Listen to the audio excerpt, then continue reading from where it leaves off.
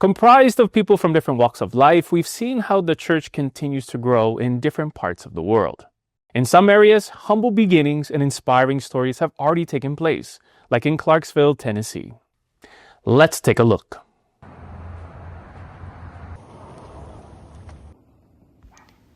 While the Bates family makes preparations to their garage, in a few hours, this place will be filled with faithful worshipers gathering together to witness a special occasion, the inaugural worship service for the congregation of Clarksville. For Kim, Andrew, and their children, members of the Church of Christ, they recollect when they first moved to Clarksville. We came here and there were only 2 families, and now we're almost close to 30 members in our local. As the congregation continued to grow, their current place of worship was too small to accommodate the growing number of members, but the Bates family made a decision that they didn't think twice about. We had this extra space that we can use for a worship service, right? It just allowed more space for brethren, accommodating more social gatherings. We had plenty of parking. So I just thought it was a bigger and a better place, given approval. What was originally built to be a detached garage or workshop, they offered it to be used for a special purpose. When the approval came for this place to be used as a place of worship, the whole family came together, and they worked together with joy.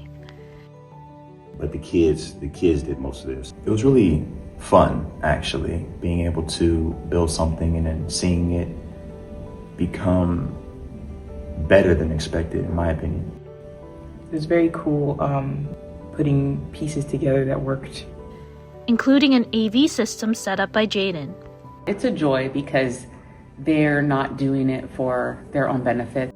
When we have this much land and this many material blessings, it is by no other means but God. That space, there's something in my heart, there's something in the heart of this family that this belongs to God. And today, the Bates family and members here reached this long-awaited moment. The inaugural worship service for this new place of worship of Clarksville was held. Members from around the ecclesiastical district of Great Lakes also gathered, as this worship service was led by District Minister Brother Elmer Sarmiento, and they were strengthened once again. We want to thank our Almighty God. By means of the church administration and through the leadership of our executive minister, Brother Eduardo Manalo, this place was approved in order to accommodate our growing congregation here in Clarksville, Tennessee. I feel that it's very fortunate to be a part of a group worship service. Being able to come from these larger locales and being able to take what I've learned from those locales and be able to help the brethren here in this part of the world. We live in Kentucky, but this is the closest one to our home. We are truly grateful for the church administration to provide us this group worship service. Napagdaanan namin mga GWS, nagpalipat-lipat po. It's always exciting to have a new venue of worship, and especially when it's larger, that allows for growth. And that's why I see for the other brethren, we can grow closer, but yet we can grow in membership also. And since that inaugural worship service, the Bates family wasted no time in sharing their faith and inviting friends to learn about the Church of Christ. Week after week, we've had guests, and that's just from the power of God. It's not any of our words speaking to people. It is God speaking through our hearts that are guiding people to this place. Andrew and Kim, who were called in the Church of Christ in 2009, believe that nothing is ever too big to offer to God what is clearly from Him.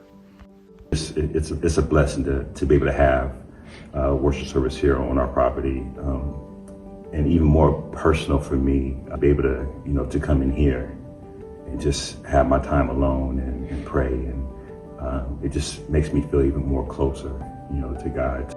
We've been in the church now for 16, 17 years, so it's a big part of my life. And to be able to help in giving back to it after everything that the church has given to me, God has given to me, this is such a small thing hope to give back to the church.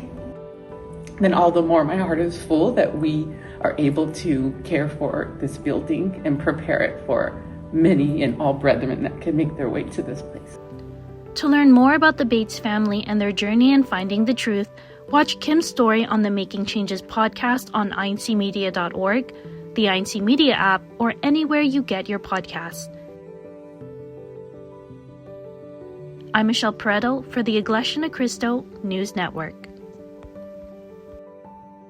It's amazing to witness the different ways the church continues to grow in places like the Midwest of America. What inspiring story did you experience in the growth of the church? Tell us about it in the comments. Well, that does it for this episode of INC News World. Tune in every weekend for new episodes of INC News World on INC TV and our YouTube channel.